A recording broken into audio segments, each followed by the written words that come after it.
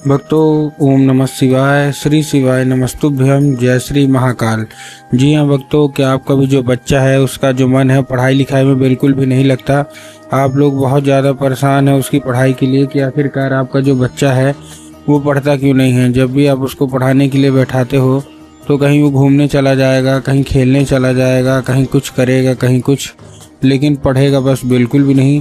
आपको समझ में भी नहीं आता कि आखिर ऐसा क्या हो गया जिसके कारण आपका जो बच्चा है वो नहीं पढ़ता। कृपया करके कोई उपाय बता दें ताकि हमारा जो बच्चा है वो अच्छे तरीके से पढ़े, अच्छे तरीके से आगे बढ़े। हम लोग बहुत ज़्यादा परेशान हैं, हम ठीक है ना, बहुत ज़्यादा परेशान है। ये गुरुदेव की कथा में भी लोग आते हैं और गुरुदेव से चीज़ पूछते हैं डेली डेली कि गुरुदेव कृपया करके कोई उपाय बता दें ताकि हमारा जो बच्चा है वो पढ़े और पढ़ाई की ओर आकर्षित हो ही हो। ठीक, अब देखिए, तो अभी गुरुदेव की कथा चल रही थी 4 से 5 महीना पहले ना, तो ऐसे पत्र आए थे कुछ कि गुरुदेव हमको कुछ उपाय बताएं।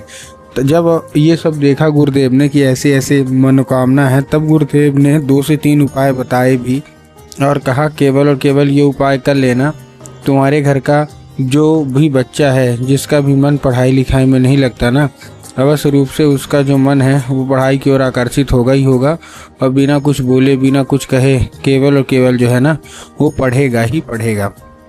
ठीक, अब जैसे ही गुरुदेव ने उपाय बताया तो लोगों ने जा जाके इस उपाय को घर में करना शुरू कर दिया।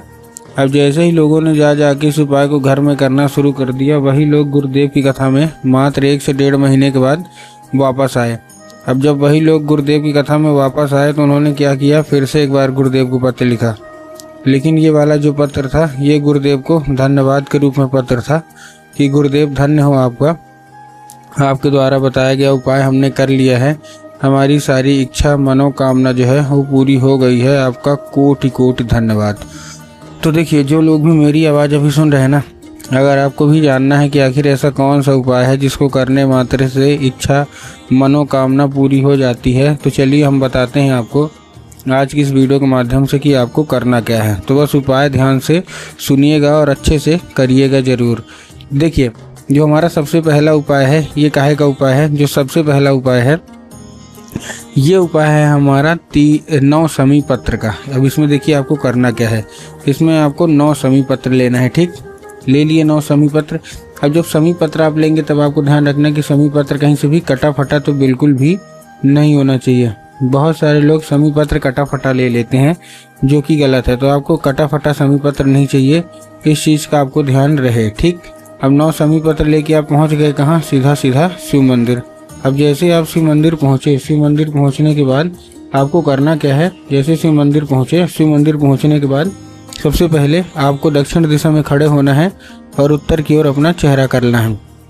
अब देखिए, दक्षिण और उत्तर में ना बहुत सारे लोग कंफ्यूज होते हैं कि दक्षिण क्या है उत्तर क्या है, हमको थोड़ा साफ साफ बताओ। तब गुरुदेव ने साफ साफ बताया है कि आप जिस भी शिव मंदिर जा रहे हो उस शिव मंदिर का जिधर साइड जलाधारी होगा ना, आपको अपना चेहरा उधर साइड करके खड़े हो जाना है। ठीक, खड़े हो गए, खड़े होने के बाद आपको क्या करना है, 5 समी पत्र, सबसे पहले तो क्या करना है, 5 समी पत्र आपको उठाना है और महादेव के ऊपर, बाबा का एक सुंदर सा नाम है कुंदकेश्वर महादेव, तो आपका कुंदकेश्वर महादेव का नाम लेके और उन्हीं का स्मरण करके आपको चुपचाप क्या कर देना है, अर्पित कर देना है। बस पूज्य गुरुदेव कहते हैं कि अगर आपने ऐसा कर लिया तो अवश्य रूप से सारी इच्छा मनोकामना पूरी होगी ही होगी।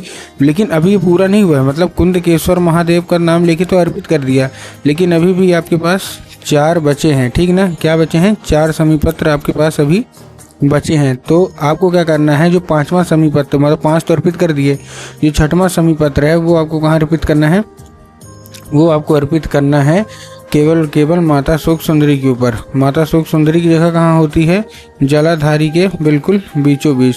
तो आपको क्या करना है, जलाधारी के बिल्कुल बीचों बीच 6वां जो है समी पत्र वो अर्पित करना है। ठीक, कर दिया 6वां समी पत्र अर्पित।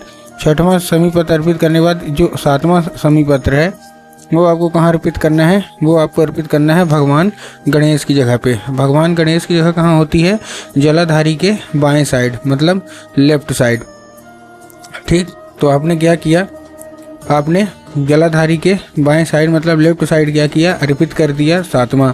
उसके बाद जो 8वां है वो आपको हस्तकमल पे अर्पित करना है। माता पार्वती का जो हस्तकमल होता है आपको वहाँ अर्पित करना है 8वां समीपत्र। ठीक, उसके बाद जो 9वां समीपत्र है वो आपको कहाँ अर्पित करना है, जो 9वां समीपत्र है वो आपको अर्पित करना है हस्तकमल में। माता वो तो 9वां मतलब 8वां हो गया, 9वां आपको करना है नंदी के ऊपर। अब नंदी का देखिए पैर होता है आगे का जो कि उठा हुआ होता है, तो नंदी के आपको उठे हुए पैर में आपको क्या करना है, नंदी के उठे हुए पैर में आपको नंदीश्वर महादेव का नाम लेके और उन्हीं का स्मरण करके आपको चुपचाप क्या कर देना है, अर्पित कर देना है बस। पूज्य गुरुदेव कहते हैं कि अगर आपने ऐसा कर लिया तो अवश्य रूप से सारी की सारी इच्छा मनोकामना जो है वो पूरी होगी ही होगी, और आपका जो बच्चा है ना वो पढ़ाई की ओर आकर्षित होगा ही होगा। ठीक, ये था हमारा था पहला उपाय। अब हम चलते हैं अपने दूसरे उपाय की ओर। अब देखिए जो हमारा दूसरा उपाय है, इस उपाय में आपको करना क्या है। जो हमारा दूसरा उपाय है, इस उपाय में सिंपल सा आपको चाहिए क्या, इस उपाय में सिंपल सा आपको चाहिए केवल और केवल आपको चाहिए क्या, लाल फूल। एक लाल फूल चाहिए। ठीक, तो लाल फूल आपने ले लिया।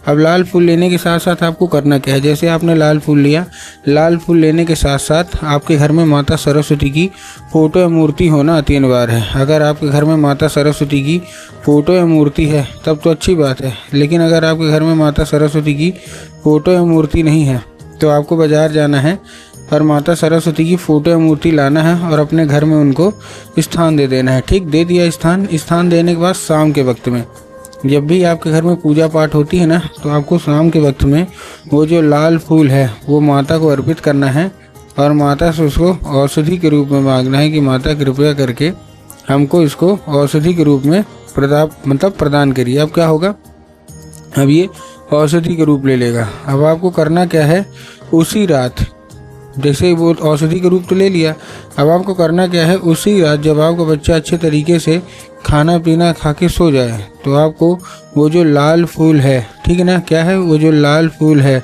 वो उठाना है और अपने बच्चे के माथे पे 2 से 3 बार आपको क्या कर देना है, फेर देना है। उससे होगा क्या, पूज्य गुरुदेव कहते हैं कि उससे मतलब उस फूल के जरिए स्वयं जो माता है ना वो उसके दिमाग में प्रवेश कर जाएंगी और उसका जितना भी दिमाग इधर उधर के कामों में रहता है वहाँ से न रख के केवल जो उसका मन है वो पढ़ाई की ओर आकर्षित होगा ही होगा। तो उम्मीद करता हूँ आज का उपाय जो था वो बहुत अच्छे तरीके से आपको समझ में आ गया होगा।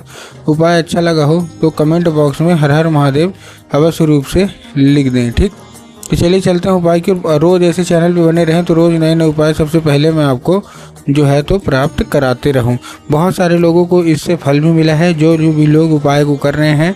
तो अगर आपको भी फल पाना है तो ये उपाय को आपको अवश्य रूप से करना ही करना है।